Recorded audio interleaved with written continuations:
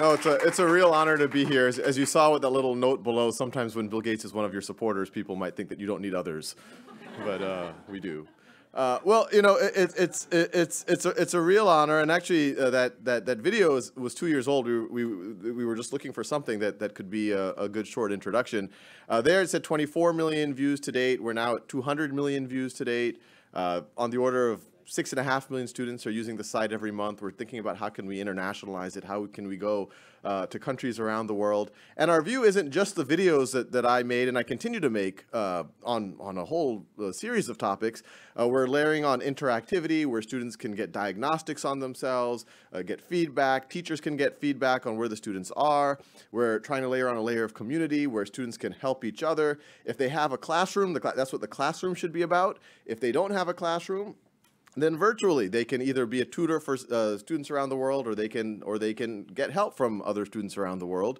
And our intention is, I guess there's two dimensions. Is one, to be on the virtual side, this for lack of a word, institution, this free thing for the world, and to a large degree that's why we set up as a not-for-profit. And then the other one is, it feels like we are at a special time in history where the whole ecosystem is trying to rethink what is even education. What does it do? How should it be delivered? What is the value of a physical classroom? And I think there's significant value there. But how can a virtual tools like Khan Academy supercharge that or complement that?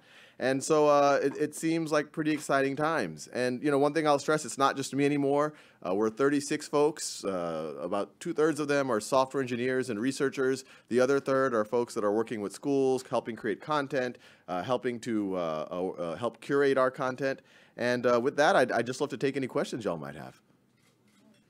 Hi, I'm from Israel, and I'm part of the team in Israel who are trying to translate Khan Academy to Hebrew. Oh, thank you. One thing, it doesn't work. We don't have the Salman charisma, I think. Could you share the secret? Share the... Well, no, thank you. That's very... Yes, I don't know. You might doubt that charisma after meeting me, but I don't know. You know, I don't know. I mean, you're making a brown man blush. I think it's a you know, I think it was a blessing, frankly, that those first videos were from my cousins. Had I known they were for Bill Gates, I might have put a little bit more into them. But you know, but that's an important point. When you, I've gotten into a little trouble actually for saying, you know, I just make these things, and people say, oh, he's not preparing, how irresponsible. There's millions of students who are watching this stuff, and you know, and I've now backtracked a little bit, and I say, no, I am preparing. I mean, I'm preparing. Hopefully, I know what I'm talking about. But I think what happens a lot of times when people think that they're getting recorded, and they just stiffen up and they get stressed and they get, you know, I can't tell you how many people I've been trying to make videos. There's one friend, he's a physicist, brilliant guy. If I ask him to explain something, he's hilarious. He understands the subject matter deeply. He can tell jokes. As soon as I tried to make him make a video, he's like, oh, okay, the next step. I mean, he loses all. So I would say, you know, I think there are many people who are, and I think it's just trying to get them a little bit, you know, a little bit calmer and looser with themselves, and they should hopefully do good stuff. Yeah.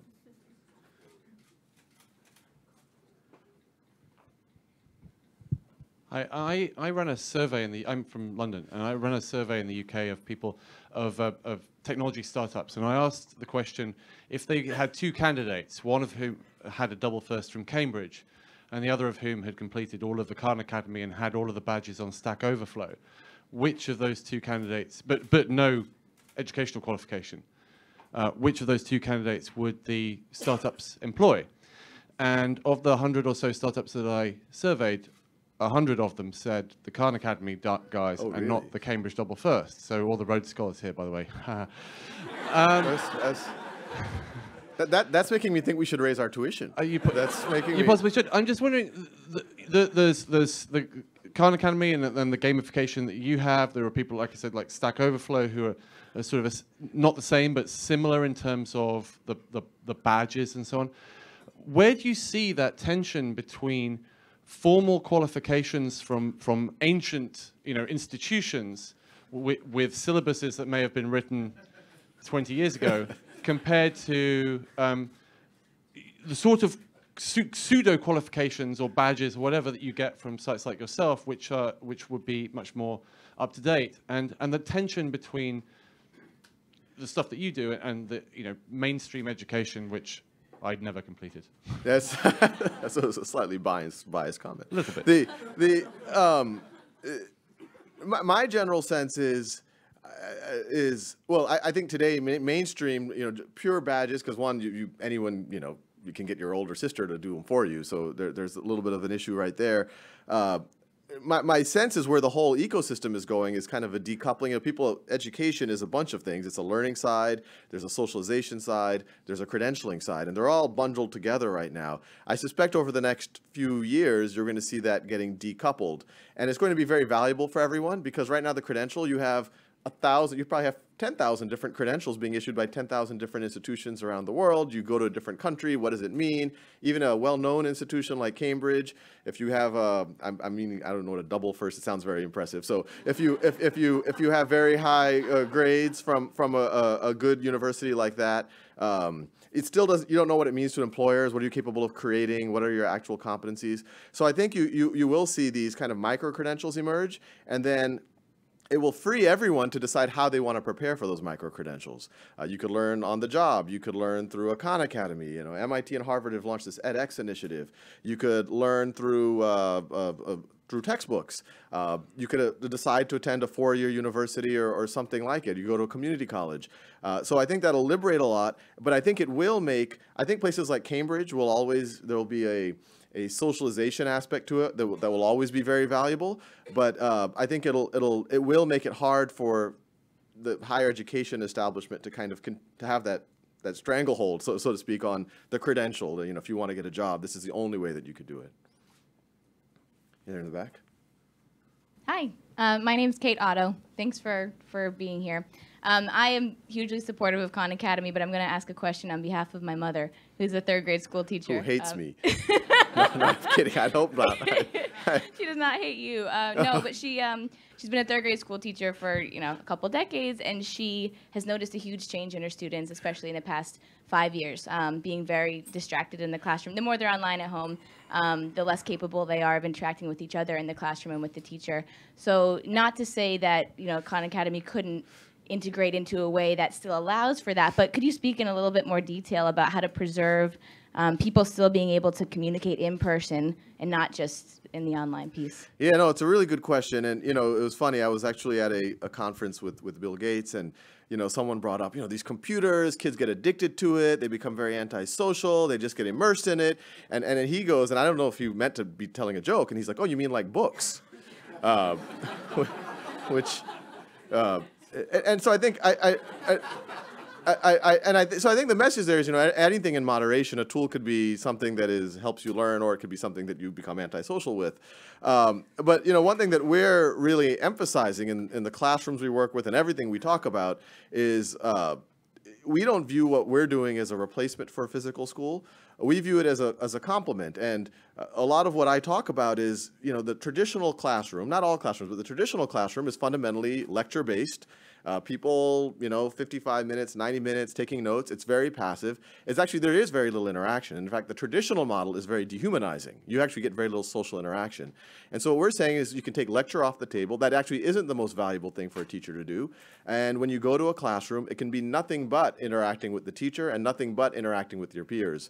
So I actually think this could be a catalyst for far more socialization than what we've seen before. Here, I'm picking random. Yeah. Yes, you. I'm blown away to be in the same room as you. I just wanted to say First of all, I imagined you much larger than you are. Yeah. That's yeah. My name is Gauri Mirpuri. You imagine me much larger? Yeah. Yes. Yeah. In my mind's eye, yes. you were just huge. Yeah. I'm taller than I look. I really am. Yes. Yes. Yes. I'm Gauri Mirpuri, and I'm from Singapore. And I just wanted to say thank you on behalf of my son. Nihal only caught about 40% of what was going on in the classroom because he's profoundly deaf. So he would come back and listen to your lectures and fill in the gaps. And so thank you for that. Oh, that's wonderful. And I'm serious. I would love to get, if you or him want to make a video about that, I'd love to show it with the rest of the team because they don't get to hear that type of. I would love to. Yeah, no, He's that'd be great. in the University of Melbourne doing biomedical engineering right now, so some of that is thanks Oh, to you. no, that's Okay. huge honor. Yeah. Good. There in the back.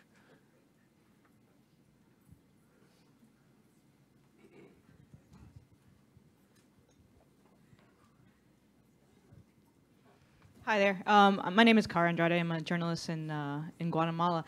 And one of the things that we noticed really early on about Khan was that there are no journalism courses. And so we're trying to get young people to get involved to help us do these journalism courses because we've been training them. So I wanted to get your insight on like what the best process would be for like getting young people to actually start producing these video tutorials and including a whole other section to Khan Academy, and also how to get some of your source code at this point to be able to do a Spanish version. Yeah, so well, I'll answer the second part first. If you want to be part of the, and I shouldn't say translations, the redoing effort, because a lot of these are being redone in other languages, you should contact translations@khanacademy.org, and we can coordinate with you from there.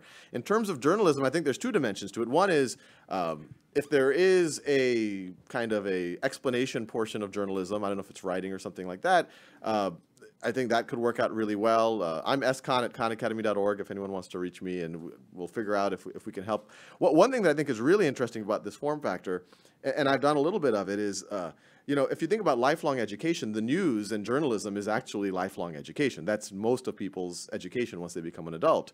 And there's this huge gap that right now on TV you have these 30-second sound bites, and even in the newspaper you can only get so deep into something. And then if someone really wants to understand what a credit default swap is, or how does the Electoral College work, or how is a parliamentary democracy different than a presidential one, you have to go to textbooks, and those become these really dense, intense things, and there's a huge gap in between. And I think this form factor, especially with the diagramming, you can't diagram you tend to not be able to in a kind of a newspaper article or on the TV, but here newspaper article, you could draw a diagram, but to actually have a little tutorial. And so I think this could be a new form of journalism where someone actually goes a little bit deeper than what you would get on kind of traditional TV media, but you have all of the intonation and intuition, but actually be able to explain things at a slightly deeper level, which I would love to see, and I would love to see students do that. One final question. This got to be a good question. He's very confident right over here. Yes. No pressure at all. I don't even know if this is working. My name is Yes. David Eves. I'm from Canada. So I thought your earlier comment was quite good. Like, I was very lucky to go to a great school. The reason it was great was actually not because of the faculty or the curriculum, let me tell you. It was because of the peers that you had around you. And so you just kind of said, that's really not what you think. If I heard you correctly, that's not really what Khan Academy is about. You're trying to solve the sharing part. But I think, like, if you're going to solve the global education crisis, you do have to kind of scale into that space. So Into the credentialing space? No, Oh, into the how do you create the kind of the group of peers who Yes. actually make education interesting. Yeah. And I do a lot of work with open source communities around community management. So I'm curious, are you guys thinking about how do you foster community? How do you create that in an online space in a way that reinforces education and does all of the other things that kind of just the raw curriculum doesn't do? Yeah, that's something we're thinking about very deeply. We're trying to explore that, try to throw features out, try to manage that community, and we'll see what works. And I think even at kind of the higher education level, I think the community really is not just the peers, it is the professors and the graduate students and the administration. It's just in a traditional setting, they tend to be a little distant versus being part of that community. And I think hopefully we're going to move into a direction where that whole thing is an ecosystem. But yeah, I think that's one of the exciting opportunities for us and other people in the space now is how do we leverage this? I say, right now Khan Academy is this train station where everyone has they can't see each other. There's at any given moment, there's tens of thousands of people on the site, but they're just, looking at one thing or doing something. We have a little bit of community right now, but I think that's a huge, huge, huge opportunity. So with that, thank you very much.